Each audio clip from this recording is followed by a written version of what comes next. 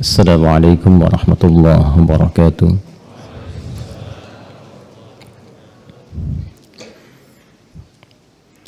Alhamdulillahi rabbil alamin. Wassalatu wassalamu ala rasulillahil karim Sayyidina Muhammadin al-amin wa ala alihi wa sahbihi wa dhurriyyatihi wa ummatihi ila yaumiddin wa ba'd. فيا أحباب الله وأحباب رسوله صلى الله عليه وسلم أوصي نفسي وإياكم بتقوى الله فقد فاز المتقون فلا تموتن إلا وأنتم مسلمون فقال تعالى يا أيها الذين آمنوا اتقوا الله حق تقاته ولا تموتن إلا وأنتم مسلمون. Saudara-saudariku jemaah sekalian, bersyukur pada Allah Subhanahu wa taala mengawali jumpa kita di subuh kali ini di permulaan bulan Dzulqa'dah 1443 Hijrah. Jadi Dzulqa'dah ya, bukan Qa'dah. Jadi yang tepat bukan Dzulqa'dah, bukan Dzulqa'idah, tapi Dzulqa'dah. Harakatnya kasrah. Kalau qa'da ada fathah, itu artinya duduk singkat. Jadi kalau misalnya kami duduk kemudian bangun kembali, ya itu disebut qa'dah namanya, isim marrah. Tapi kalau kemudian harakatnya kasrah, itu hay'ah, menunjuk pada keadaan yang santai. Dzulqa'dah itu bulan duduk-duduk santai. Kenapa disebut bulan duduk-duduk santai?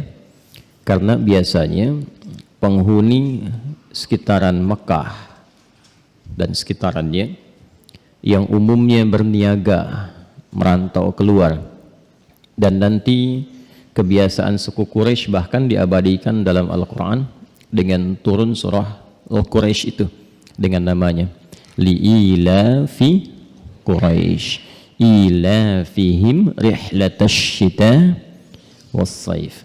Jadi biasa musim dingin, musim panas itu ada waktu-waktu tertentu untuk merantau berdagang.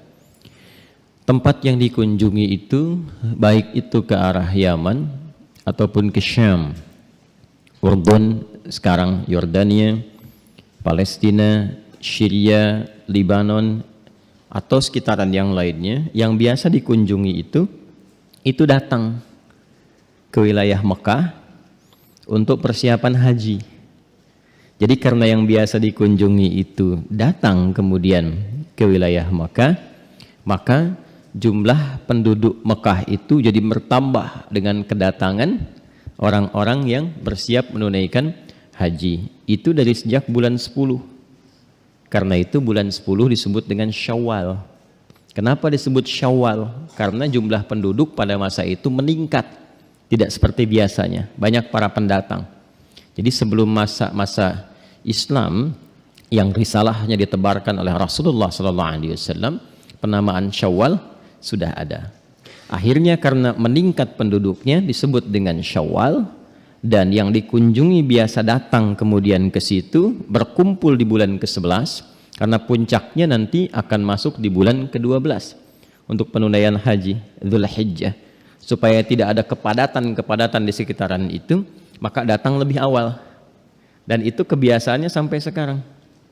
Karena itu nanti bisa dilihat jemaah haji kita sekarang ini sudah akan mulai berangkat itu. Dan dari Syawal petugas-petugas sudah berangkat. Ya, supaya tidak ada kepadatan yang menyebabkan kesulitan jamaah nanti untuk mengakses ke Masyairul Haram. Nah, karena bulan ke-11 ini sudah mulai berkumpul, maka orang-orang lokal sekitaran situ memilih duduk-duduk santai, nunggu. Jadi nanti ada yang berhaji, ada yang berniaga. Jadi berniaga itu dari dulu sudah ada. Itu nanti direspon oleh Al-Quran. Ketika sementara orang mungkin akan bertanya hukum, bagaimana hukumnya musim haji, tidak haji tapi dagang, kan? Nanti turunlah Quran surah kedua Al-Baqarah itu ayat 198. Tadi kan dibacakan baru sampai 169 kan? Dari ayat 164 sampai 169. Nanti ayat 196 sampai 203 itu pembuka untuk ayat-ayat manasik, ya. Nah, ayat-ayat 198-nya ketika masuk nanti ke ayat itu, laisa 'alaikum junahun an tabtaghu fadlan mir rabbikum. Jadi kalaupun ada yang niat niaga, nggak dosa. Ya, dia tidak mendapatkan pahala haji, tapi juga tidak berdosa. Karena setiap perbuatan itu bergantung kepada apanya? Pada niatnya. Innamal a'malu bin niat. Jadi kalau mau haji. Kalau ada yang berdagang, tidak berdosa, boleh silakan berdagang, tapi tidak mendapatkan keutamaan hajinya. Ada rumus berdagang misalnya sambil dapat keutamaan. Misal yang memudahkan akses orang untuk melakukan manasik atau menguatkan fisik untuk ibadah. Misal ada yang menggratiskan sebagian dari makanan, ada yang mensupport jemaah dan sebagainya. Nah ini karena yang ditunggu itu telah mulai datang, duduk-duduk santai, maka bulan ke-11 disebut dengan Dzulqa'dah. Bulan duduk-duduk santai menunggu orang sampai ke puncak haji. Jelas? Semoga Allah Subhanahu wa taala menerima salat subuh yang telah kita tunaikan dan bisa mengambil hikmah dari bacaan-bacaan Quran yang dibacakan untuk kita amalkan dalam kehidupan. Pesannya setidaknya ada 3 pesan penting. 1, selalu kita upayakan setiap aktivitas kehidupan itu diusahakan yang mengantarkan kita pada kedekatan terhadap Allah Subhanahu wa taala. Apapun yang kita kerjakan. Jadi idealnya insan beriman itu bahkan ditutup di akhir ayat 164 itu, ya, yang bisa memfungsikan akalnya dengan baik adalah orang-orang yang mampu bahkan menatap, melihat sekitarannya itu selalu mendekatkan diri kepada Allah Subhanahu wa taala. Baik dia melihat di aspek langit misalnya ke atas, ataupun kemudian di daratan yang dia lihat, bahkan di lautan. Artinya di setiap tempat itu Anda mau berkunjung kemanapun, mau melakukan aktivitas apapun, pesan kuat dari Al-Quran adalah cari tempat, kerjakan segala hal yang mampu membangun kedekatan kita dengan Allah Subhanahu wa taala. Nanti latihan semacam itu akan semakin mengenalkan kita, mendekatkan diri kita kepada Allah, ma'rifah billah, dan meningkatkan keimanan. Kalau sudah begitu, semua yang dilihat, yang dirasakan itu rahmat Allah saja. Melihat anak, ya. Jadi cara melihatnya bukan sebatas anak untuk dirawat saja, tapi bagaimana Allah ridha dengan cara kita merawat itu. Ya, jadi sebagai titipan, terlihatnya sebagai titipan. Melihat misalnya pasangan hidup, ya, melihat kendaraan, itu bukan kekaguman lagi. Udah biasa banyak yang mewah, biasa. Tapi yang tidak biasa itu, apakah kendaraan ini meringankan hisab saya di hadapan Allah, apa justru memberatkan? Nanti kalau sudah kita mengerti tentang itu, cara menggunakannya pun akan lebih teratur. Ya, bukan dilarang menghadirkan kendaraan mewah, bukan. Tapi yang dimaksudkan menempatkan segala fasilitas yang Allah titipkan sesuai dengan ketentuannya. Nah, itu nanti yang dimaksudkan inna fi khalqis samawati wal ardi wa ikhtilafil laili wan nahari wal fulkil lati tajri fil bahri bima yanfa'un nas. Jadi orang-orang yang di ujung ayatnya kan la'allakum ta'qilun itu, orang-orang yang mampu mengarahkan konstruksi pemikirannya, akalnya kepada cara yang benar. Jadi ada akal yang dianggap benar oleh Allah. Bukan sebatas benar berpikir dalam konteks dunia saja. Kalau yang seperti itu banyak. Ya kan? Anda akan keluar dari sini bisa bedakan kan? Mana sendal bagus, mana yang kurang bagus kan? Ya kan? Nah, kalau akalnya masih sehat, Anda tidak pakai sendal orang lain, sekalipun mungkin itu lebih bagus dibandingkan dengan sendal Anda. Jelas kan? Nah, itu masih standar biasa, itu standar moral namanya. Jangankan insan yang beriman, yang belum beriman pun bisa merasakan itu. Itu standar moral. Karena itu fitrah nanti, ada 2 fitrah utama pada manusia. 1 fitrah kecenderungan beragama, ya. Yang kedua fitrah kecenderungan pada nilai-nilai kebaikan yang disepakati secara universal. Berbohong itu semua sepakat sepanjang jadi manusia, berbohong itu sepakat, itu sesuatu yang jelek. Makanya jangankan yang beriman, yang belum beriman pun ketika ada yang berdusta, hatinya menolak. Jelas ya? Nah, itu hukum universal, hukum umum di dalamnya. Jadi kalau misalnya ada yang baik dalam konteks kehidupan dunia, itu masih umum, ya, karena setiap orang berpotensi jadi baik. Tapi apakah semua kebaikan itu dikerjakan karena Allah? Itu yang spesial. Karena itu baik, selalu saya katakan setidaknya ada 6 diksi kan. Ada baik secara fisik itu thayyib. Nanti yang ayat 168-nya itu ya ayyuhan nasu kulu mimma fil ardi halalan thayyiba. Thayyib itu umumnya baik yang mengarah kepada fisik. Ya, jadi kalau sudah mendapatkan yang halal, cari makanan-makanan yang menguatkan fisik, bermanfaat untuk fisik. Sesuatu yang mendorong orang untuk lebih baik secara fisik, itu disebut tabib. Makanya bahasa Arabnya dokter itu tabib. Di tabib itu bukan tukang obat asalnya, ya, asalnya dokter, ada riset, ya, ada pembelajaran dan sebagainya. Baik. Kemudian setelah itu apa? Ideal bagus fisiknya, tapi juga harus bagus sifatnya, konstruksi pemikirannya. Sifat yang baik itu disebut dengan khair namanya. Jadi idealnya fisiknya bagus, baik, pikirannya baik. Maka fisik disebut dengan thayyib, pikiran, sifat disebut dengan khair. Jika sifat itu menjadi sikap, sabar itu sifat, jujur itu sifat, rendah hati itu sifat. Jika itu kemudian diterjemahkan dalam bentuk sikap, ada yang nyogok, menolak, gitu kan? Ada yang memuncakkan amarah, dia bersabar. Nah, itu berubah dari khair menjadi ma'ruf. Karena itu seringkali khair dan ma'ruf itu berpasangan. Ya, seperti di Ali Imran ayat 104 itu. Wal takum minkum ummatun yad'una ilal khair wa ya'muruna bil ma'ruf. Jadi kalau ngajak kepada khair boleh, tapi kalau merintahkan harus ma'ruf. Artinya apa? Kerjakan dulu. Jangan memerintahkan sesuatu yang tidak dilakukan.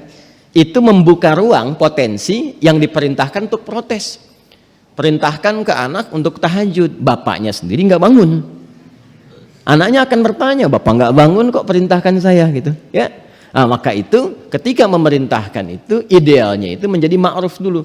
Dan ini kaidah umum dalam fikih Islam di semua level tuh, baik itu ustadz misalnya, ulama, umara dan sebagainya, adabnya demikian. Ketika itu dikerjakan di awal, maka menutup celah orang untuk komplain. Karena itu khair berpasangan dengan ma'ruf. Kalau belum bisa ma'ruf, setidaknya perbanyak khairnya. Itu ciri umat yang baik. Karena itu khair kadang-kadang berdiri sendiri. Seperti di Ali Imran ayat 110 itu. Kuntum khaira ummatin ukhrijat linnas. Sampai situ baru sifat. Baru sifat. Jadi minimal perbanyak sifat-sifat kebaikan itu. Sehingga menjadi bekal untuk dipraktekkan. Ketika dipraktekkan ta'muruna bil ma'ruf wa tanhauna 'anil munkar wa tu'minuna billah. Kemudian yang keempat disebut ihsan. Ihsan. Kan enggak semua kebaikan itu dikerjakan karena Allah ya. Yang belum beriman pun kan banyak yang baik ya. Nah, ketika kebaikan itu dikerjakan karena Allah, maka itu yang disebut ihsan. Ini yang dimaksud hadis Nabi di hadis Muslim nomor hadis yang ke-8 itu. Ya, an ta'budallaha ka'annaka tarahu fa illam takun tarahu fa innahu yarak. Engkau menjadikan seluruh aktivitasmu itu sebagai ibadah. Dan kau merasa diawasi oleh Allah sekalipun kau tak mampu memandangnya saat ini secara langsung. Nah, itu terjemahan yang kira-kira mendekati. Ya. Jadi idealnya orang ihsan itu orangnya disebut muhsin. Ya, Pak Muhsin itu bapak yang mencoba untuk menjadi ihsan. Jamaknya disebut muhsinin. Jadi muhsinin itu asalnya bukan donatur. Para muhsinin silahkan mengisi kotak infak gitu ya, silahkan diedarkan. Itu bukan kotak mobil-mobilan, cuma bukan digeser. Jadi muhsinin itu asalnya bukan donatur, bukan sekedar baik. Muhsinin itu asalnya orang yang mencoba menjadikan seluruh aktivitasnya itu sebagai ibadah. Menatapnya ibadah, mendengarnya ibadah, bekerjanya ibadah, di keluarganya dia jadikan ibadah, melangkahnya ibadah. Dan bukan sekedar ibadah, dia mencoba melakukan itu karena Allah, dan merasa dilihat Allah, diawasi oleh Allah. Jadi kalau orang benar-benar merasa diawasi, dia tidak akan bertutur dengan kalimat-kalimat yang tidak Allah sukai. Mustahil bisa keluar kata-kata kotor. Jadi walaupun Anda sendirian membuka handphone misalnya, itu tidak akan pernah melihat gambar-gambar, tayangan-tayangan yang tidak Allah sukai. Mustahil. Kenapa? Karena Anda merasa diawasi. Itu pembedanya itu, kelasnya ada di situ.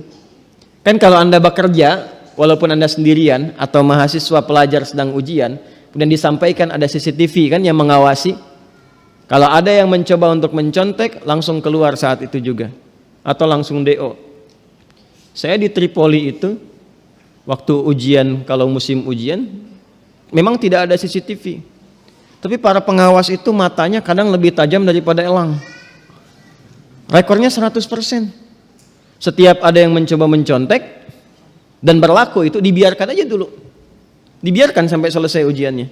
Nanti setelah ujian, 1 jam, 2 jam setelah itu, tiba-tiba ada panggilan. Panggilannya itu bukan sekedar ke kantor, tapi cabang imigrasi yang ada di kampus. Anda tadi ketahuan nyontek, buktinya ini. Sudah siapkan koper Anda, diberi waktu 1 jam dari sekarang, tiket Anda sudah siap nih, sekarang pulang. Tiket, paspor semua ditulis di sini. Dan keterangan kampusnya nyontek, nggak boleh balik lagi ke sini. Gitu. Ya, nah ini kalau diberitahu ada yang demikian, makin serius kan? Ya, nah Allah itu sudah mengabari melalui Nabi SAW dan diviralkan sampai ke kita. Idealnya insan yang muhsin itu kan tahapannya beda ya. Muslim, mukmin, muttaqin, muhsinin. Tuh. Dan nanti keutamaannya beda-beda. Orang yang mampu masuk ke level ihsan ini, nanti kalau ibadah juga kelihatan berbeda, punya rutinitas tertentu, dan ini mengantarkan kepada sifat ihsan. Contoh, kalau ingin latihan jadi ihsan, bukan sekedar ke al-ihsan, ya, baik yang di sini ataupun yang di Jakapermai. Saya lihat ada sahabat-sahabat saya dari Jakapermai. Jadi bukan sekedar ke al-ihsan jadi ihsan gitu ya, atau namanya ihsan langsung ihsan. Tidak, justru nama itu memberikan komitmen kepada kita dan pertanggungjawaban untuk bisa mengimplementasikan dari nilai-nilai nama itu dalam bentuk aktivitas. Contohnya bagaimana? Misal di Quran surah 51 tuh, Adz-Dzariyat ayat 15 sampai 23, itu ada amalan-amalan yang berlatih untuk jadi ihsan. Innal muttaqina fi jannatin wa 'uyun akhidhina ma atahum rabbuhum innahum kanu qabla dzalika muhsinin. Itu yang tadi saya katakan, level muttaqin, di atas itu muhsinin. Ya, jadi muslim itu enggak setiap yang muslim disebut mukmin. Kalau mukmin imannya udah sampai ke dalam jiwa. Muslim baru di lisan. Asyhadu an la ilaha illallah wa asyhadu anna Muhammadan Rasulullah. Itu muslim. Ketika kalimat syahadat itu sampai ke dalam jiwa dan menggerakkan bagian tubuh kita untuk beribadah, itu mukmin. Karena itu kalau ada orang mengklaim sudah bersyahadat dan mengatakan mukmin, bersyahadat muslim, tapi belum tergerak untuk sholat, mengerjakan nilai-nilai dalam Islam, itu nanti dikomen oleh Al-Quran. Ya, dikomen, apa komennya? Kamu baru Islam tapi belum mukmin, imannya belum sampai ke jiwa. Itu ada di Quran surah ke-49 ayat 14. Qalatil a'rabu amanna qul lam tu'minu walakin qulu aslamna walamma yadkhulul imanu fi qulubikum. Jelas? Ya, ada sementara orang-orang Arab Badui berkata, kami sudah beriman. Langsung turun jawaban dari Allah Subhanahu wa taala, disampaikan pada Rasulullah SAW, katakan Muhammad, katakan pada mereka yang mengklaim demikian, kalian baru berislam. Ya, belum sepenuhnya beriman, sementara iman belum sampai ke jiwa. Nah, nanti untuk melatih iman sampai ke jiwa butuh pembuktian. Pembuktian itu yang disebut dengan amal soleh. Karena itu setiap kalimat iman sering disandingkan dengan amal soleh dalam Al-Quran untuk melatih kekuatan iman sekaligus menaikkan levelnya. Ketika terus dilatih dengan amal soleh, nanti naik derajat menjadi muttaqin, jadi takwa. Islam, iman, takwa.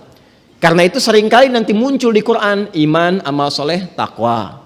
Dzalikal kitabu la raiba fihi hudal lil muttaqin. Siapa muttaqin di situ? Alladzina yu'minuna bil ghaib, iman, wa yuqimunas amal soleh. Kemarin baru Ramadan puasa, Al-Baqarah 183. Ya ayyuhalladzina amanu, iman, kutiba alaikumus siyam, amal soleh. Kama kutiba alal ladzina min qablikum la'allakum tattaqun. Nanti takwa kalau sudah semakin meningkat, mendapat akses-akses spesial dari Allah Subhanahu wa taala, naik level. Yang takwa boleh jadi banyak. Yang puasa itu kan bagian dari takwa. Mungkin di antara kita pun ada yang rajin puasa sunnah, yang rajin sholat sunnah, rajin tahajud dan sebagainya. Tapi apakah masuk ke level di atas takwa yaitu muhsin? Belum tentu. Ketika sholat tahajudnya dilakukan karena Allah, ketika puasanya diniatkan karena Allah, nah itu naik level dari muttaqin jadi muhsinin. Makanya disebutkan nanti di antara orang takwa itu innal muttaqina fi jannatin wa uyun akhidhina ma atahum rabbuhum innahum kanu qabla dzalika muhsinin. Bagaimana amalan ihsan itu? Kanu qalila minal laili ma yahja'un, rajin tahajud. Wabil asharihum yastaghfirun, rajin istighfar sebelum subuh. Ini amalan ihsan. Jadi kalau kita mencoba untuk bangun tahajud itu rajin, nanti imannya akan lebih naik, keterpautan kita dengan Allah tinggi dan menanamkan sifat ihsan. Jadi orang kalau sudah tahajudnya benar itu, sudah semua pekerjaannya lillah. Dan itu melapangkan hati.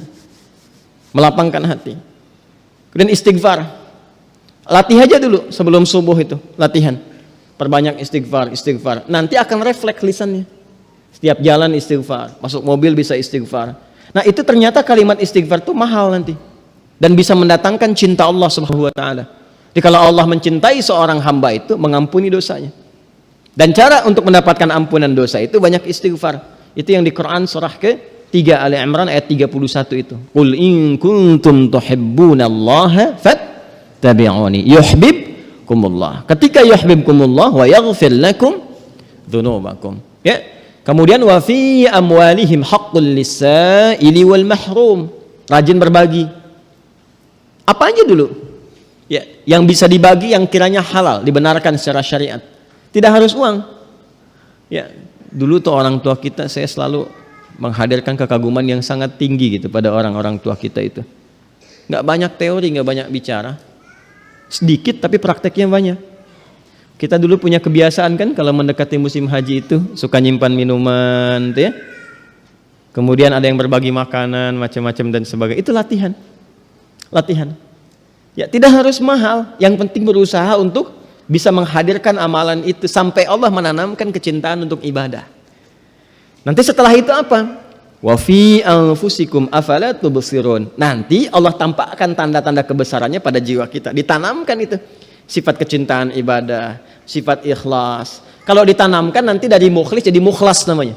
Jadi ada mukhlis, ada mukhlas. Mukhlis itu latihan. Latihan untuk berusaha ikhlas. Kalau sudah mendapatkan keikhlasan jadi mukhlas.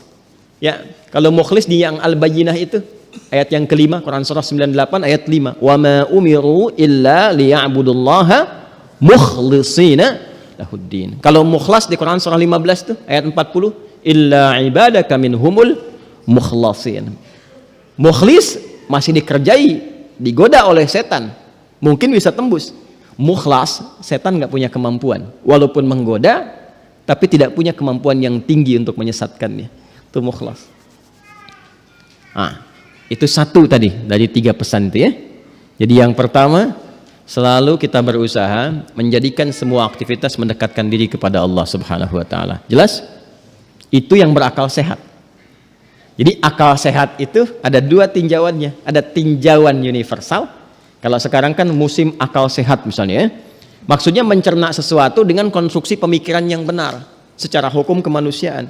Tapi sehat dipandang oleh agama itu ketika akalnya pun digunakan mencerna sesuatu yang mendekatkan diri kepada Allah. Anda pintar, bagus, bikin karya macam-macam, bangun ini itu, orang mendapatkan akses dari situ, bagus, akalnya bagus. Tapi yang lebih hebat diantara itu ada yang istimewa. Apa? Meniatkan semua itu karena Allah. Coba bapak-bapak nih yang bekerja, ada yang sudah purna, sekian lama Anda bekerja, diniatkan ibadah atau sekedar mencari nafkah? Yo. Kalau mencari kemapanan dunia, sama, yang lain juga begitu. Tidak salah, tidak. Tapi mendapatkannya dunia. Akalnya sehat dalam konteks keduniaan. Tapi ketika Anda niatkan sebagai ibadah, itu istimewa. Satu. Ya. Dua, hati-hati. Jauhi segala hal yang dapat menyimpangkan kita dari mentauhidkan Allah Subhanahu wa taala. Jadi di Al-Qur'an disampaikan ada tantangan-tantangan akidah yang akan beragam nanti. Yang akan boleh jadi bukan hanya mereduksi. Mereduksi itu mengurangi nilai keyakinan kita, bahkan ada yang mampu memalingkan dari ketaatan kepada Allah dan puncaknya berpaling dari Allah. Itu nanti sengketanya panjang. Bukan cuma di dunia gelisah, sampai ke akhirat bahkan bisa berselisih dengan setan. Ya, awas tuh. Itu nanti di ayat 165 sampai dengan 167-nya. Wa minan nasi may yattakhidhu min dunillahi andadan yuhibbunahum kahubbillah walladzina amanu asyaddu hubban lillah. Ada di antara segelintir manusia itu nanti yang melakukan aktivitas-aktivitas yang bertentangan dengan hukum-hukum Allah. Bahkan tega ya menghadirkan rasa cintanya itu pada perbuatan yang tidak Allah sukai. Jadi lebih senang berbuat maksiat dibandingkan dengan taat. Dan itu sifatnya umum. Kalau umum artinya di setiap pergantian generasi akan ada yang demikian. Ya, maaf, sholat Jumat hukumnya apa? Wajib ain kan? Ain itu maksudnya untuk pribadi. Ada kifayah, ada ain. Kalau kifayah bisa diwakilkan seperti sholat jenazah misalnya. Ya, ada sebagian yang sudah menyolatkan, kewajibannya gugur bagi yang lainnya. Ya, tapi terbuka peluangnya untuk siapapun. Kalau aini, wajib ain itu mengikat secara personal. Dan fadilahnya banyak. Jangan dikira ibadah saja loh Jumat. Jumat itu satu paket.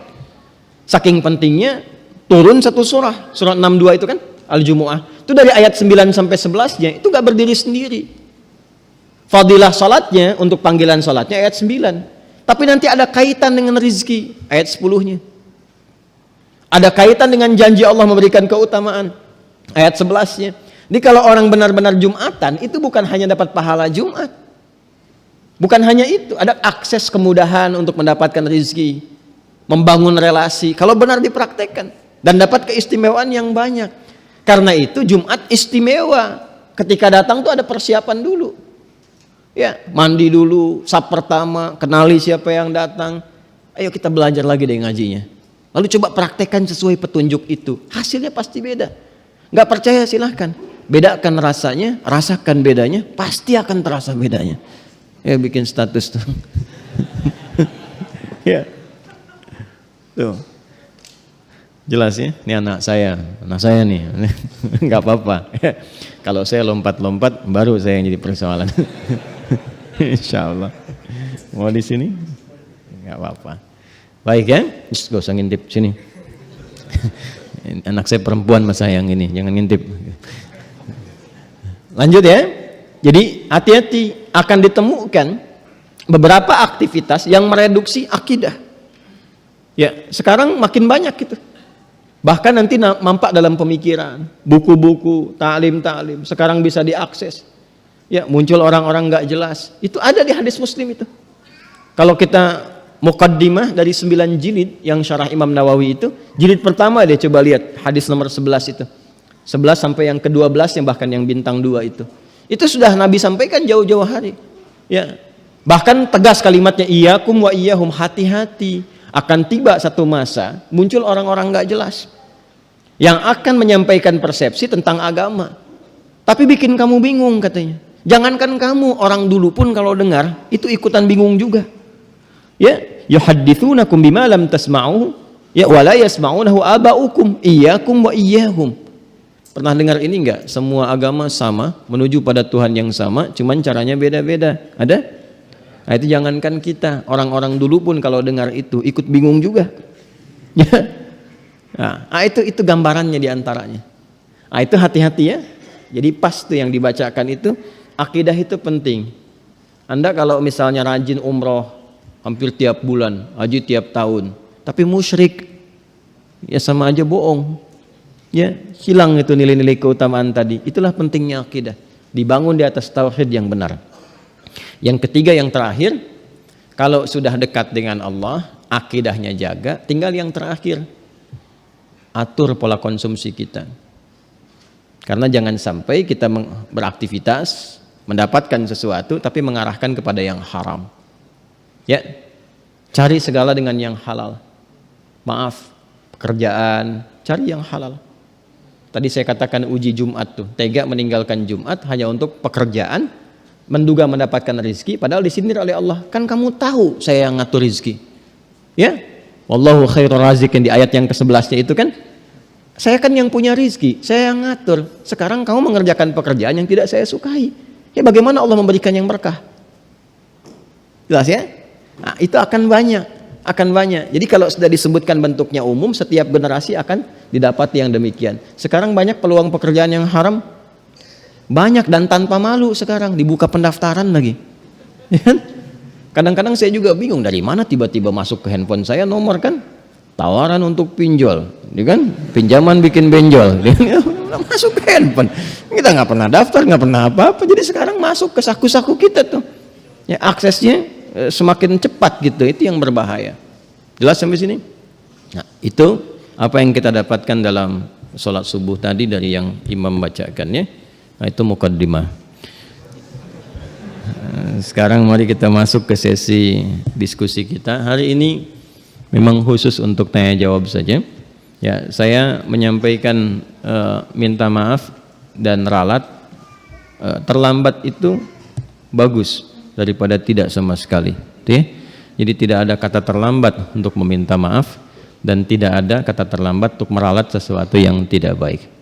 Ya, jadi kalau suami juga punya persoalan dengan istri, ya nggak apa-apa, minta maaf saja. Istri juga begitu. Ya terlambat tuh lebih bagus daripada tidak sama sekali. Terima kasih, asisten saya tuh. Pertanyaannya, ya. Terkadang para istri itu perempuan sebetulnya tidak ingin menang. Ya, jadi kalaupun ada persoalan suami istri, para istri perempuan itu nggak ada kok sifat watak ingin menang. Yang diinginkan itu Anda suami mengaku salah. Ya. Ya, tapi itu lebih bagus. Membahagiakan itu lebih bagus daripada kita mempertahankan gengsi di atas kesedihan istri. Bikin status.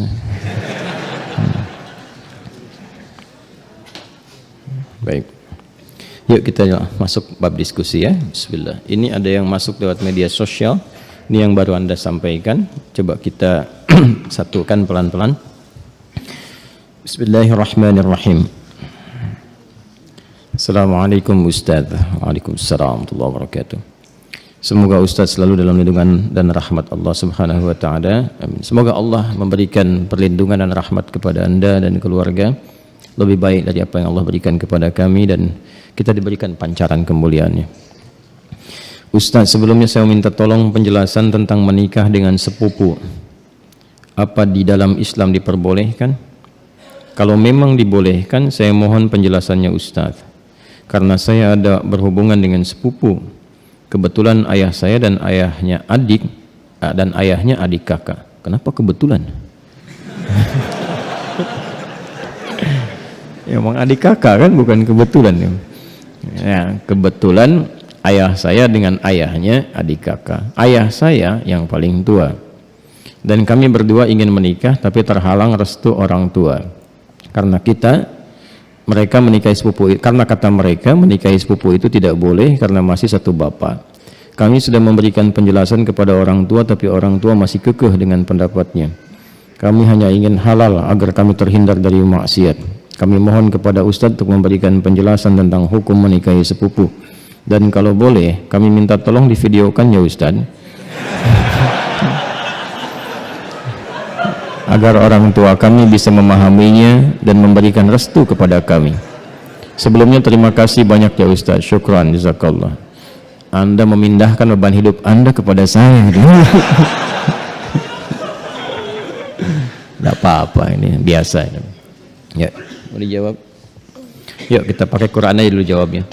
Buka Quran surah ke 33 Al-Ahzab ayat 50. Quran surah 33 ayat 50. Tolong diambilkan kursi satu lagi. Biar duduk. Kursi satu lagi. Minta kursi. Ada? Kita langsung aja ya supaya nggak terlalu panjang hukum pernikahan dengan sepupu. Ada sepupu, ada keponakan, beda ya. Baik. Ini kan kasusnya begini. Ada adik kakak, ya. Kemudian masing-masing punya anak, kan? Anaknya ini saling punya rasa, ya, saling mencintai. Baik ya? Masih ingat yang pernah saya sampaikan? Bukan 2 tahun lalu, kemarin malam Jumat, ya. Baik ya? Dan rasa ini ingin disalurkan dalam bentuk yang halal untuk pernikahan. Menikahi yang yang dicintai, menikahi yang dicintai itu harapan. Tapi mencintai yang dinikahi itu kewajiban. Jelas? Baik ya? Nah, sekarang ada harapan enggak untuk menikahi yang dicintai itu? Dia punya rasa cinta antara sepupu ini, ya, anak dengan anak, maka boleh enggak hukum nikahnya? Yuk kita lihat di Quran ya, surah ke-33 ayat 50. Ada ayatnya? Dibaca. A'udzubillahi minasyaitonirrajim. Bismillahirrahmanirrahim. Ya ayyuhan nabiyyu inna ahlalna laka baik azwajaka allati ataita ujurahunna wa ma malakat baik yaminuk mimma afa Allahu alaih. Setelah itu wa banati ammika wa banati ammatika wa banati khalika wa banati khalatika. Terus ya, sampai situ dulu karena sesuai pertanyaan. Baik kan? Wa mar'atan mu'minatan in wahabat nafsaha lin nabi ya. Nah, itu nanti diteruskan ayatnya kemudian. Yuk kita lihat. Saya berdiri sebentar untuk menggambarkan dulu ya sejenak. Wahai Nabi sallallahu alaihi wasallam, dengan keagunganku kata Allah, dihalalkan bagimu untuk menikahi perempuan-perempuan yang kualifikasinya dibenarkan secara agama. Terus ya, sepanjang engkau siapkan pula ya mahar yang engkau siapkan, kemudian juga dibolehkan dengan kualifikasi-kualifikasi tertentu. Jadi dalam pernikahan itu ada yang tidak diperkenankan menikah, ada yang dibolehkan menikah. Nanti yang tidak diperkenankan diantaranya di ayat ke-23 surah keempat itu, surah An-Nisa ayat 23. Ayo yang jomblo fisabilillah tuh dituliskan dulu itu ya. Ada berapa kualifikasi itu, nanti kalau cari-cari jodoh jangan memaksa pada yang itu ya, itu yang tidak boleh. Hurrimat alaikum ummahatukum, ibumu nggak boleh ya kan, kemudian juga saudarimu nggak boleh ya kan. Nanti ada kualifikasinya sampai dengan yang ke bawahnya ya, atau kurang lebih ada 11 yang disebutkan di situ. Itu yang tidak diperkenankan. Nanti ayat 12-nya sebagai tambahan. Jadi yang ayat 23 itu yang disebut dengan mahram. Ayat 24-nya istri orang. Jadi kalau sudah jadi istri orang jangan dipaksa, ya. Paham? Baik, termasuk nanti ada hadis sahih di Al-Bukhari dan Muslim, hati-hati bergaul juga dengan ipar. Ya, karena itu bisa menanamkan panah-panah setan, ya, menghadirkan dalam jiwa itu benih-benih seperti rasa suka. Itu hati-hati, bisa jadi pengantarnya curhat ya, lama-lama hilang gitu. Nah, itu yang dipersoalan ya. Saya tidak ingin lompat terlalu jauh, kita kembalikan. Nah, itu yang dilarang, yang tidak diperkenankan.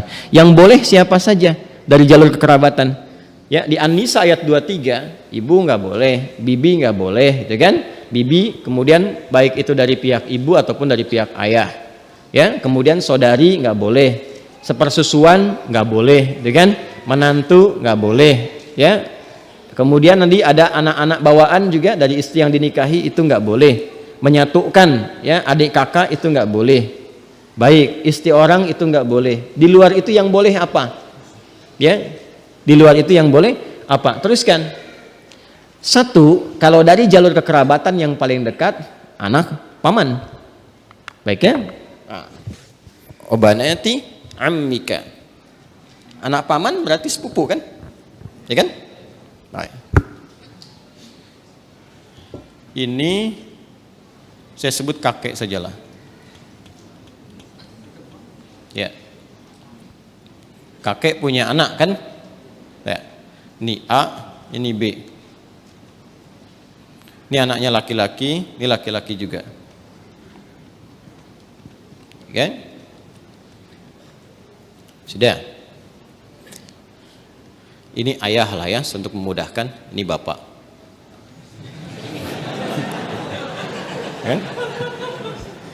Kan punya anak kan? Berarti jadi ayah. Itu punya anak berarti bapak. A-nya apa? Ayah. B-nya bapak. Jelas? Nah, ini punya anak. Baik ya, ini X, yang ini, ya kan, ini Y. Baik, yang ini perempuan Y, Yeti misalnya kan, ya, ini Safi, ya. Kalau dia punya anak beberapa, misalnya Safi, Messi, misalnya siapa lagi ke bawah, misal. Laki-laki, ini perempuan. Nah, ini sepupuan kan? Ini kan? Ya, halo? Ini dengan ini sepupu ya? Baik.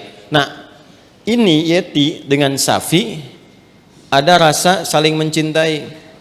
Ingat, mencintai dengan menyukai itu berbeda. Suka, semua bisa disukai, tapi tidak setiap yang disukai itu harus mencintai. Jelas ya? Baik. Sama dengan begini, tak kenal maka tak bukan ta'aruf. Ya. Karena tidak harus yang dikenali itu disayangi. Anda kenal istri tetangga, apakah harus sayang padanya? Tidak kan? Paham ya? Baik. Jadi kenal itu tidak harus sayang. Halo? Paham? Nah, tapi kita menyukai siapapun harus suka dalam konteks kebaikan. Tapi tidak selalu yang disukai itu harus dicintai. Cinta itu diikat dengan nilai-nilai yang baik. Karena itu bagus pertanyaannya. Ingin tahu rambu-rambu agama. Supaya tidak keluar dari nilai-nilai itu. Supaya tidak masuk dalam jerat-jerat setan. Apa hukumnya kemudian kalau ini ingin menikah dengan ini? Ini ada anak paman nih. Ini kan kesini paman kan? Ya kan? Ini ada anak pamannya nih. Anak pamannya. Apa hukumnya kalau saya ingin menikah dengan anak paman? Maka dijawablah kemudian di Al-Ahzab tadi. Di ayat yang ke-50, wa banati ammika wa banati ammatika, ya, wa banati khalika wa banati khalatika. Am itu paman dari ayah, khal paman dari ibu, ammah ammatun, ya, itu bibi dari ayah. Jadi ayah misalnya punya saudari perempuan, bibi kan, ya. Baik, ibu kan punya juga ya saudari ya. Nah, dari ibu itu disebut dengan khalun dan khalatun, dari ayah disebut ammun dan ammatun. Jelas? Baik. Jadi hukumnya kalau ingin menikah antar sepupu boleh-boleh saja karena ini bukan mahram. Ya. Jelas? Sampai sini boleh. Kalau ditanya apakah boleh menikah antar sepupu? Boleh. Sepanjang tidak ada sebab-sebab lain yang mengharamkan itu. Apa sebab-sebab yang lain? Ini hukum asalnya boleh. Tapi nanti ada sebab-sebab lain yang menjadikan terlarang. Misal, ini hukum asal boleh, tapi ternyata ibunya Safi misalnya saat Safi lahir, ASI-nya macet. Maka minta kepada ibunya Yeti untuk bisa di-share ASI-nya. Ya kan? Halo? Ada yang salah? Share, like, and comment, ya kan? Baik. Kalau ini kemudian mendapatkan ASI yang sama dari ibunya Yeti, ya, sini ada ibu misalnya. Jadi saudari atau saudara sepersusuan. Dia walaupun sama-sama sepupu tidak menjadikan keduanya boleh menikah karena ada hubungan mahram birradha'ah. Tapi kalau di luar itu aman misalnya, bukan saudara atau saudari sepersusuan dan tidak ada faktor-faktor lain yang menjadikan ini terhambat, maka boleh-boleh saja. Tidak ada masalah di situ. Jelas? Sekalipun ada kebolehan, tapi tetap ditempuh dengan cara yang terhormat. Ya, jadi tidak boleh misalnya kawin lari, capek, sambil lari nikah gitu kan? Tidak, jangan. Tetap sekarang cari cara untuk memahamkan dengan cara yang baik dan bermohon kepada Allah. Kalau memang diniatkan ibadah, niat ibadah dengan cara yang benar, dengan cara yang baik, sifatnya nanti akan dibimbing oleh Allah dengan cara yang baik. Ada doanya. Untuk melembutkan hati orang tua misalnya, ditampakkan nilai-nilai kebaikan. Jadi kalau ada penolakan dengan karakter, dibalas dulu dengan akhlak. Biasanya akhlak itu melembutkan hati. Ya, Anda misalnya datang kepada ibu, ibu nolak, nggak usah yang itulah, cari yang lain misalnya kan. Dan Anda merasa itu baik buat Anda misalnya, taat dulu aja pada ibu, jangan dibantah dulu. Nggak usah pakai tapi walaupun meskipun, udah. Ya, taati saja dulu. Begitu Anda taati baik, lalu tampakkan nilai-nilai kebaikan, doa sampai lembut hatinya. Ya, demikian calon pasangan juga nanti mendoakan juga, memberikan akhlak yang baik. Ketika kelembutan itu ada, maka cara kita kemudian berkomunikasi akan berbeda dan hasilnya tidak sama dengan yang pertama. Paham sampai sini? Baik. Jadi jangan bergantung ya yang bertanya pada video ini untuk dibawa kepada orang tua. Ya. Ini jawaban Ustadz Adi misalnya, tidak ya. Bagi saya tetap hukum aja yang didahulukan. Ini hukumnya boleh, tapi akhlak itu yang diutamakan. Paham sampai sini? Baik. Nah, supaya tidak keliru memahami, kalau kita teruskan itu ada kalimat khalisatan laka min dunil mu'minin. Ada kekhususan untukmu. Teruskan ayatnya ya, teruskan ayatnya. Yang berlaku khusus selain bagi orang-orang beriman yang lain dari kalangan umatmu. Itu yang dimaksudkan itu yang sebelum ayat itu, yaitu setiap perempuan yang menyerahkan dirinya untuk dinikahi. Itu kekhususan bagi Nabi SAW. Ya, jadi ada sifat yang spesial bagi Nabi ketika berhijrah. Ada di antara sahabat-sahabat mulia beliau itu yang kemudian meninggal dunia, meninggalkan anak-anaknya, ada istri dan keluarganya. Ya, kemudian Nabi diperintahkan oleh Allah Subhanahu wa taala bagi perempuan-perempuan tertentu khusus, jika Nabi meridainya, akhlaknya, kemuliaannya, kebaikannya, support untuk dakwahnya, dan dia datang untuk menyerahkan dirinya untuk dinikahi, boleh-boleh saja, silahkan gitu kan. Atau perempuan-perempuan umum, dalam arti bukan yang telah bersuami ditinggal, meninggal dunia ya, yang masih status single dan sebagainya, yang Nabi ridai kualifikasinya boleh dinikahi. Sedangkan dalam standarnya kan mesti ada wali kan. Nah, kalau bagi Nabi itu khusus. Ya, bagi Nabi khusus, tidak berlaku umum. Jadi nanti harus pandai baca-baca ayat. Ada yang khusus untuk Nabi, ada yang umum berlaku untuk umatnya. Di ayat ini ada dua kualifikasi. Ada yang umum sifatnya seperti menikah antar sepupu itu, ada yang khusus sifatnya seperti perempuan yang datang sendirinya untuk minta dinikahi. Jadi nggak boleh misalnya ada ustadz, ada dari akhwat datang, ustadz silahkan nikahi saya. Ya, misalnya kan, tuh. Walinya mana? Nggak apa-apa, saya jadikan Allah sebagai wali saya. Nah itu nggak boleh. Paham ya? Itu nggak boleh hukumnya. Jelas? Nah itu diantara yang ditemukan. Karena ini ada kisah kenapa ayat ini turun. Salah satunya kisah Sayyidah Maimunah Al-Ansariyah. Ya, ada kisah menyebutkan demikian. Ada kisah menyatakan Zainab Al-Ansariyah datang kepada Nabi SAW, menyerahkan diri beliau untuk dinikahi. Jika memang ada nilai-nilai kebaikan yang bisa disupportkan untuk dakwah Nabi, maka direspon dengan turunnya ayat ini. Itu yang disebutkan oleh Imam Ibnu Jarir At-Tabari dalam tafsirnya, ya,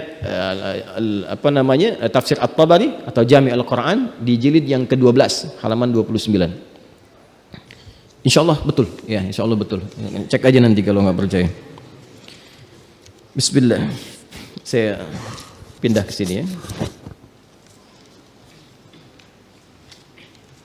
Nanti Mbak baca yang ini ya. Bismillahirrahmanirrahim. Assalamualaikum Ustaz Adi Dayan. Assalamualaikum warahmatullahi wabarakatuh. Izin bertanya. Ayah saya meninggal 1 tahun yang lalu. Innalillahi wa inna ilaihi raji'un. Semoga Allah memberikan penerimaan terbaik, ampunan, kemuliaan, dan menempatkan di tempat yang terbaik juga bagi para ayah-ayah lain atau hamba-hamba lain yang telah kembali kepada Allah dalam keimanan. Ketika masa iddah ibu saya ingin menikah lagi karena dilamar orang. Ibu saya tetap menikah setelah masa iddah selesai, 6 bulan setelah wafatnya ayah saya. Bagaimana sikap saya untuk berbakti kepada ibu meskipun kecewa dengan keputusannya? Terhadap ayah angkat, bagaimana sebaiknya saya bersikap? Kepada ibu itu ya sikapnya anak terhadap ibu. Ya, kecewa itu ya biasa manusiawi. Quran juga menyeratkan itu. Tapi jangan sampai kekecewaan itu melahirkan sikap-sikap yang kemudian bertentangan dengan nilai-nilai syariat. yang berpotensi menghadirkan kedurhakaan, apalagi sama ibu, masalahnya bisa panjang. Ya, bukan hanya di dunia, itu bisa sampai alam kubur, bisa sampai ke akhirat. Contoh misalnya, ada nggak ayat di Quran kalau kita sedang kecewa nggak boleh ditumpahkan pada orang tua, khususnya ibu? Ada. Buka Quran surah ke-17 misalnya, Al-Isra ayat 23 itu dan seterusnya. Wa qadha rabbuka alla ta'budu illa iyyah wa bil walidaini ihsana imma yablughanna 'indakal kibara ahaduhuma aw kilahuma fala taqul lahumā uffin wala tanharhuma. Ya, Allah sudah menetapkan hukum, dan kalau sudah menetapkan hukum nggak bisa ditawar, nggak bisa ditawar.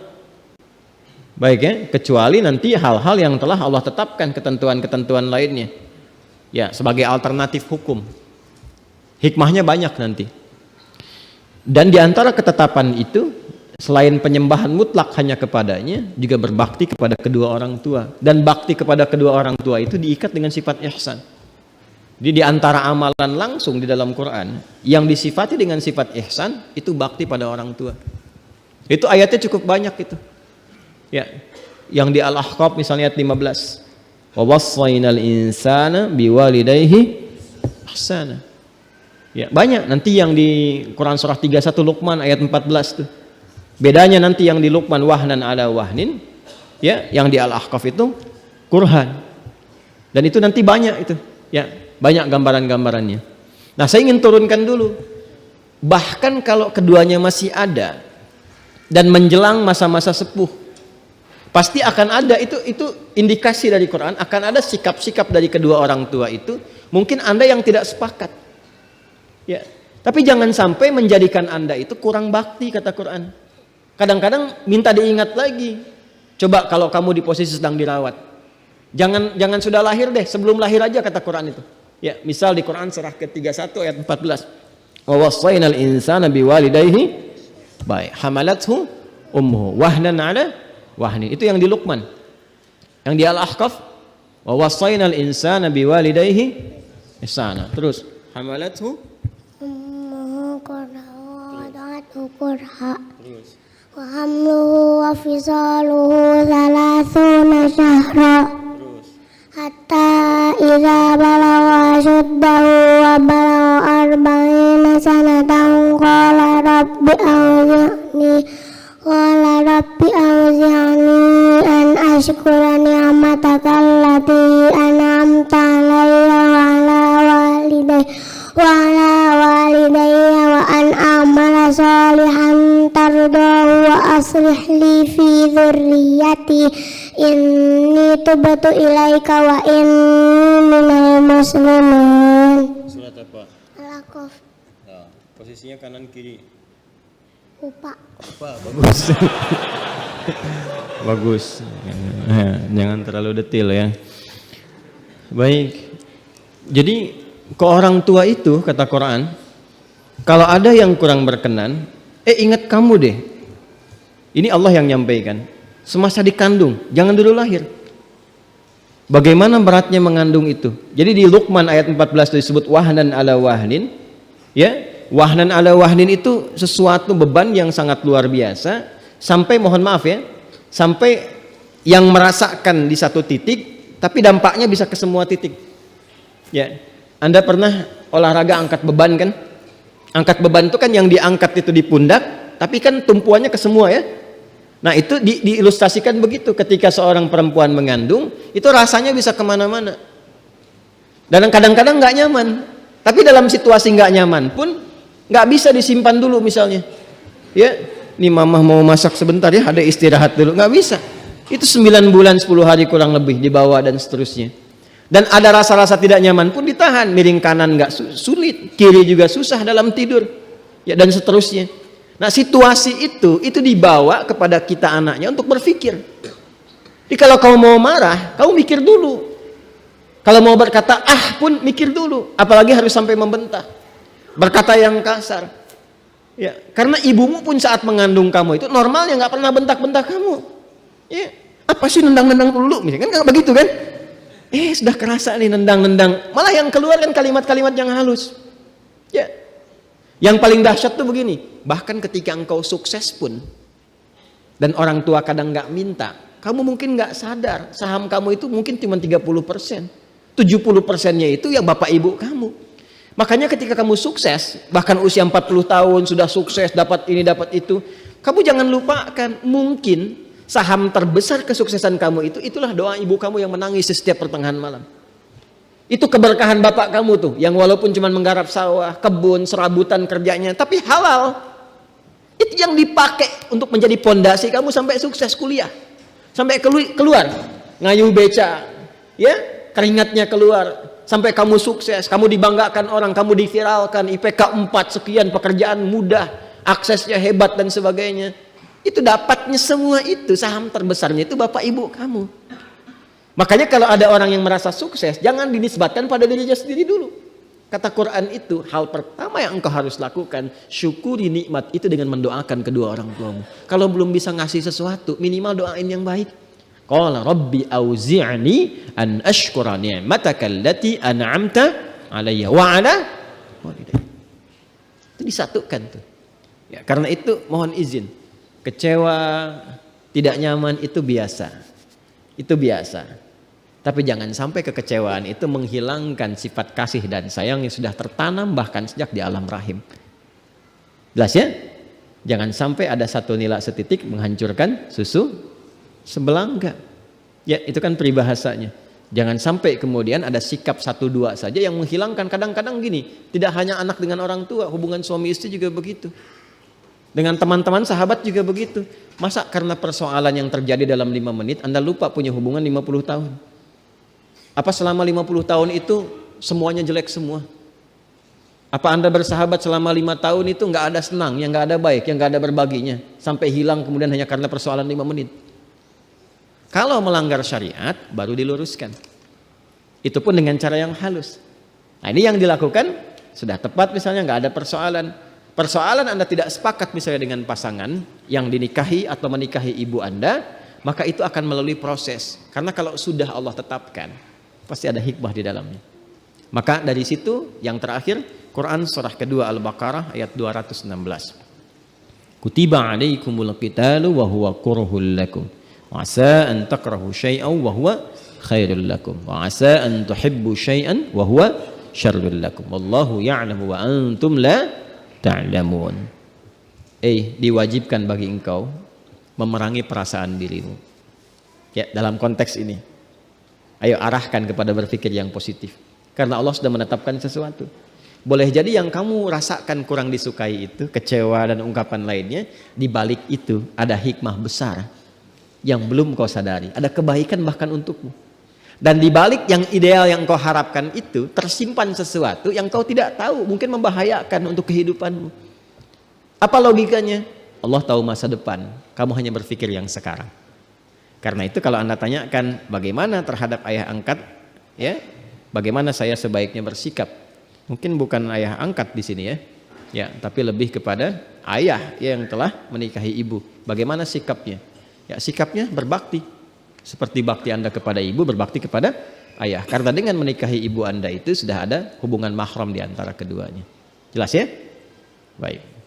Wallahu ta'ala a'lam bissawab, dan kita mendoakan semoga kehidupan keluarga besar beliau insyaallah diberikan keberkahan oleh Allah Subhanahu wa taala, diberikan rahmat dan kebaikan. Jangan melampaui tugas-tugas yang Allah berikan kepada kita. Ikuti aja dulu tugasnya. Ya, ikuti tugasnya, nanti Allah berikan hikmahnya. Kita ditugaskan untuk berbakti, berbakti saja dulu. Berbakti, lakukan yang terbaik, jaga nilai-nilai syariat, nanti Allah akan tanamkan dan curahkan keberkahan kepada kita yang mungkin kita rasakan kemudian hari. Jelas ya? Kadang-kadang kebaikan itu justru muncul dari sesuatu yang pahit sifatnya. Ya, bukankah jamu itu pahit? Tapi hasilnya baik kan? Bukankah ujian itu kadang-kadang getir? Tapi pahalanya banyak kan? Maka ketika Anda sedang mengalami persoalan yang rumit, yakinkan Allah sedang mengangkat derajat dan di situ ada pahala yang melimpah. Itu ada di Quran surah kedua Al-Baqarah ayat 214 konsepnya. Ya. Assalamualaikum. Titik. Waalaikumsalam warahmatullahi wabarakatuh.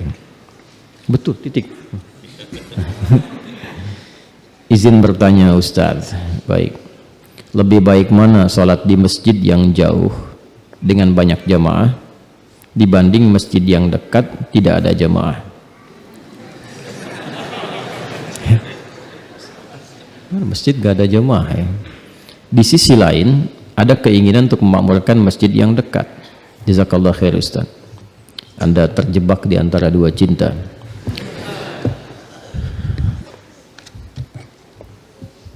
Sebetulnya bertanya dan sudah dijawab, tapi harus saya detilkan secara fikih. Disebut jamaah, batas minimalnya 2 orang. Ingat itu ya. Jadi kalau tidak ada jamaah, saya agak curiga di masjid itu. Berarti dari yang buka pintu, nyalain lampu, adzan, qomat Anda sendiri. Kan? Jadi disebut jamaah itu Anda jangan melihat berapa jumlah safnya. Disebut jamaah itu ketika jumlah minimal berapa? 2 orang. Kalau sudah ada jumlah 2 orang itu jamaah. Nah sekarang Ustadz gimana? Di sana 200 orang, di sini 2 orang, saya dengan makmum. Mana yang diutamakan? Nah, maka ditimbang di sini namanya fikih aulawiyah. Mana yang paling banyak maslahat? Mana yang paling banyak fadilah? Maslahat itu kebaikannya, fadilah itu keutamaannya. Digabungkan jadi satu. Kalau maslahat bertemu dengan fadilah, maka itu yang diutamakan. Dalam konteks ini, memakmurkan, menjadikan masjid itu berfungsi sesuai dengan fungsinya untuk digunakan fungsi utama yang pertama sebagai tempat sholat dan dimakmurkan, itu lebih utama. Lebih didahulukan. Dalilnya Quran surah ke-9 ayat ke-18. Innama ya'muru masajidallahi man amana billahi wal yaumil akhir wa aqamas shalah. Itu amalan pertama. Nah, jadi yang patut Anda hidupkan pertama kali bukan di masjid yang jauh, tapi di masjid yang dekat. Jelas ya? Jaga itu, sebab kalau Anda pergi nggak ada jamaah di situ.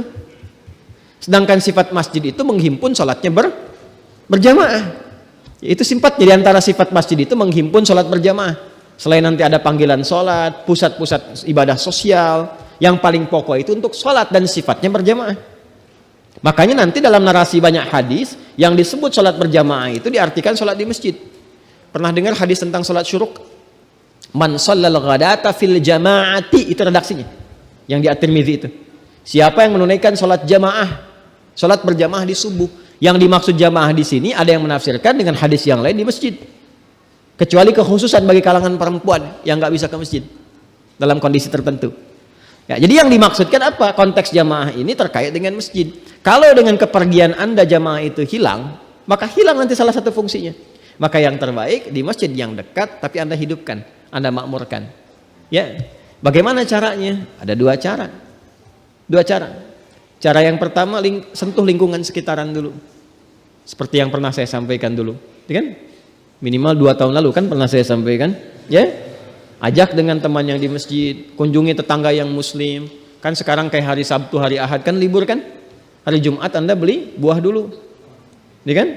Nanti selepas sholat subuh, kunjungi tetangga Anda. Assalamualaikum, Pak Haji, gitu kan? Saya belum haji, nggak apa-apa, saya doain mudah-mudahan bisa haji, gitu kan? Nah, kan kalau Pak Umroh nggak bisa disebut Pak Haji kan bisa ya. Duduk ngobrol. Nah, alhamdulillah ini ada buah Pak. Oh kok saya kan nggak sakit. Justru itu saya kira Bapak sakit. Saya nggak lihat di masjid. Ini saya udah siapin buah, gitu kan? Insya Allah tuh duhurnya ke masjid. Duhurnya ke masjid. Ya. Kalau nggak datang lagi hari itu, besok datang lagi. Ya, assalamualaikum Pak, gitu kan? Bawa buah lagi ya katanya. Alhamdulillah. Ya, saya pikir Bapak keselak dari buah yang kemarin gitu kan, datang lagi. Itu insya Allah akan datang. Ya, terus doakan, minta Allah lembutkan hatinya. Dakwahnya pelan-pelan, pelan-pelan dengan kelembutan, berbagi sesuatu. Anda tidak harus bilang ke masjid kok. Anda sedekah, berbagi. Alhamdulillah Pak, ini ada masak sesuatu, silahkan. Oh, terima kasih banyak. Alhamdulillah Pak, moga sehat-sehat ya. Insya Allah ketemu Pak di masjid nanti ya. Gitu aja. Gak harus Anda bilang kata-kata yang tidak baik, keras dan sebagainya. Bapak gimana sih tetangga masjid gak ke masjid?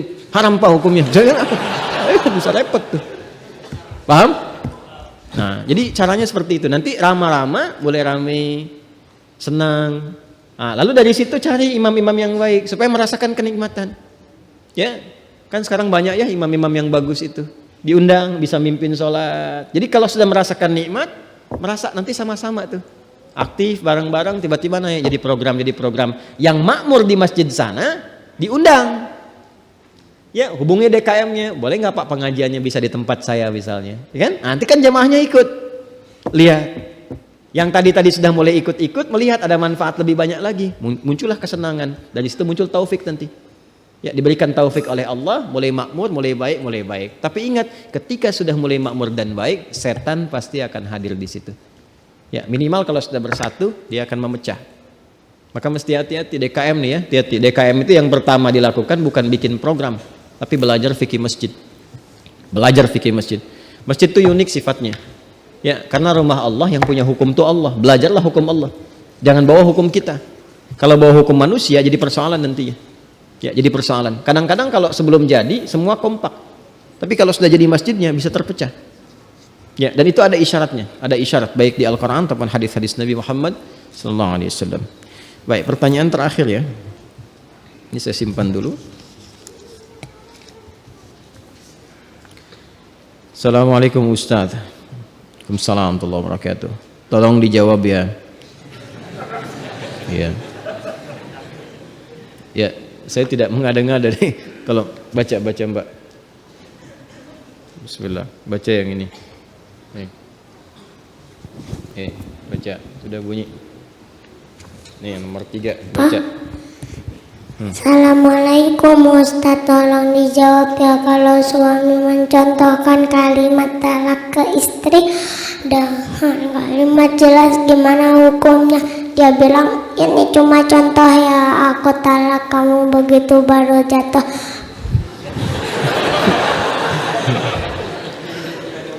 Lalu tiba-tiba datanglah Khalid kemudian bertanya. Ya, itu namanya narasi anak-anak ya, kan anak-anak begitu. Ya, jadi kalau dibacakan ya anak seperti itu. Apalagi kalau belum balik. Jadi jangan menghukumi anak yang belum balik.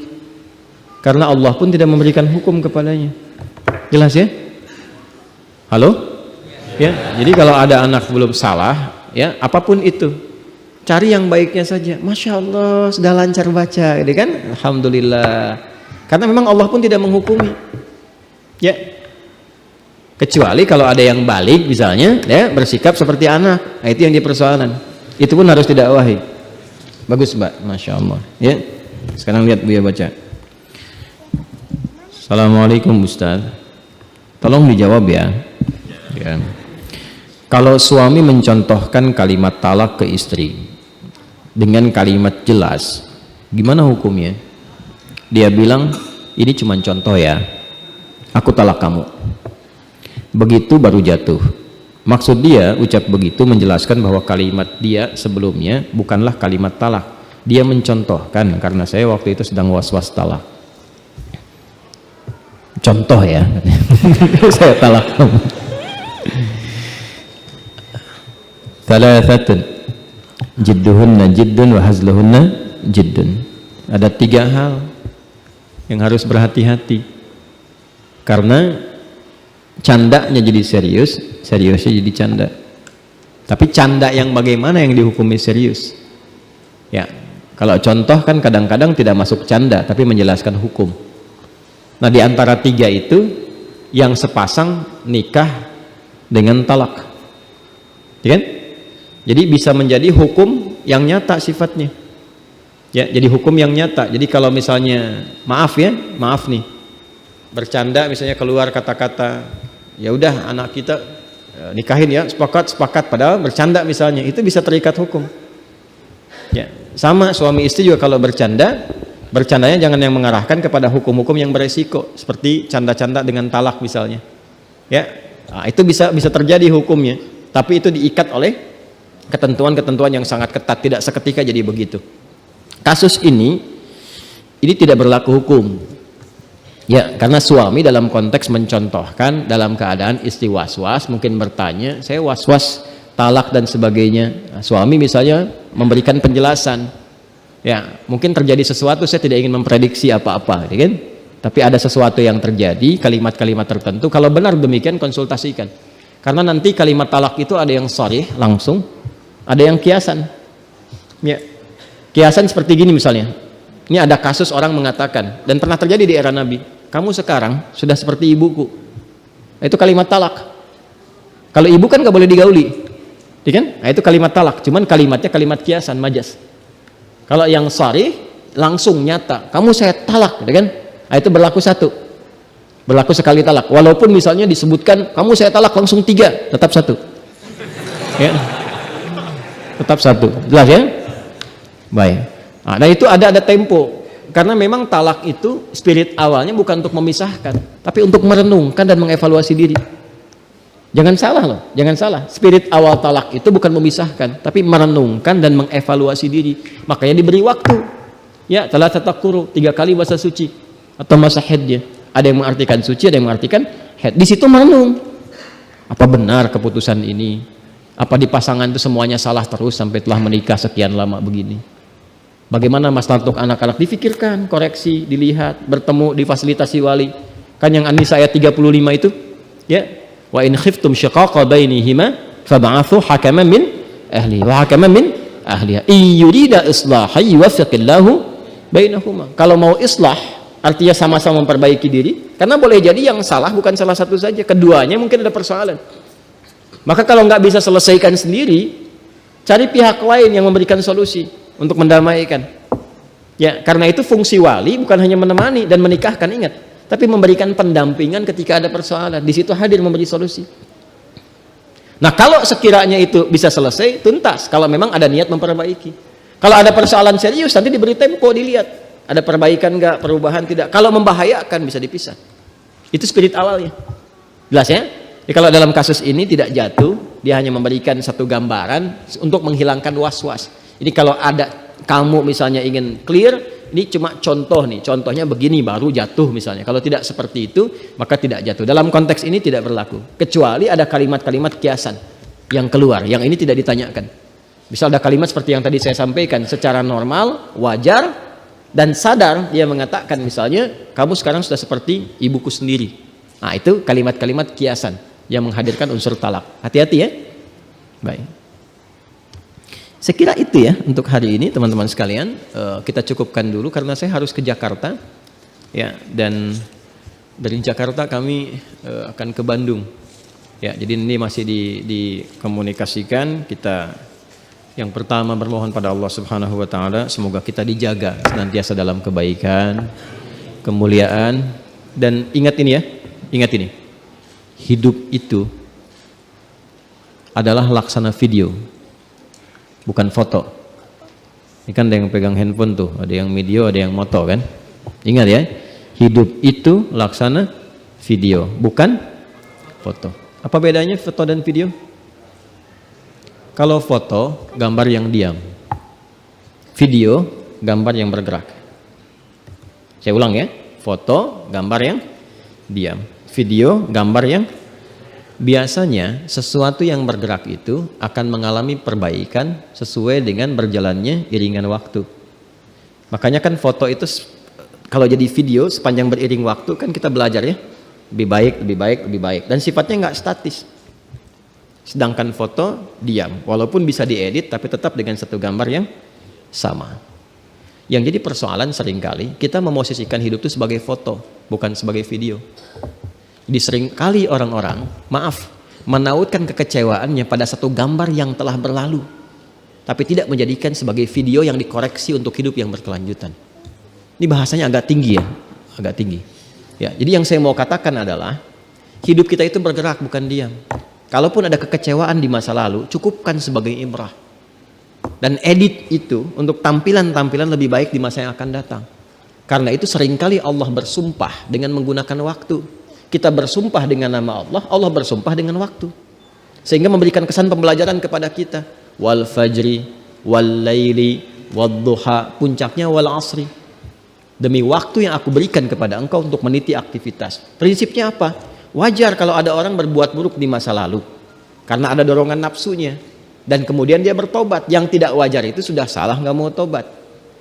Lalu dari situ manfaatkan untuk berubah. Kalau nggak berubah menjadi lebih baik, rugi. Innal insana lafi khusr illal ladzina amanu wa amilus sholihat. Jadi aneka pertanyaan ini yang mungkin mewakili kegelisahan-kegelisahan bagi sementara kita. Kalau ada sesuatu yang tidak baik berlalu di masa lalu, jadikan sebagai ibrah. Jangan terus dipikirkan, jangan terus direnungkan atau ditambatkan masa depan yang belum hadir dengan masa lalu yang kita rasakan tidak ideal untuk kita. Kadang-kadang masa lalu yang tidak ideal itu dijadikan hikmah oleh Allah untuk meniti masa depan yang lebih baik dari apa yang kita gambarkan. Jelas sampai sini? Baik, saya kira itu yang bisa kita sampaikan. Kita lanjut nanti ke Tanah Kusir ya, di Masjid An-Nur. Di sana insya Allah kita akan membahas tafsir Al-Quran.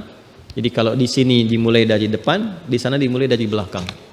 Ya, jadi nanti bertemu di satu titik. Kalau di Tanah Kusir dari juz 30, di sini dari juz yang pertama, dari Al-Baqarah. Nanti mudah-mudahan ketemu satu titik, dan ya minimal sebelum kiamat kurang 2 hari lah kita bisa menyelesaikan kalau Allah mengizinkan, ya. Mengizinkan. Saya kira itu, kita bermohon pada Allah kebaikan, dan saya mohon maaf belum bisa menjawab keseluruhan. Mudah-mudahan kita diridai oleh Allah Subhanahu wa taala. Allahumma taqabbal minna innaka antas samiul alim wa tub alaina innaka antat tawwabur rahim. Rabbana atina fid dunya hasanah wa fil akhirati hasanah wa qina adzabannar. Allahumma 'allimna ma yanfa'una wa waffiqna lin'amala ma ta'allamna bihi wa fahimnahu. Allahumma ij'alna min ahli al-Qur'an waj'al al-Qur'ana sahiban lana fid dunya wa syafi'an lana fil akhirati ya arhamar rahimin.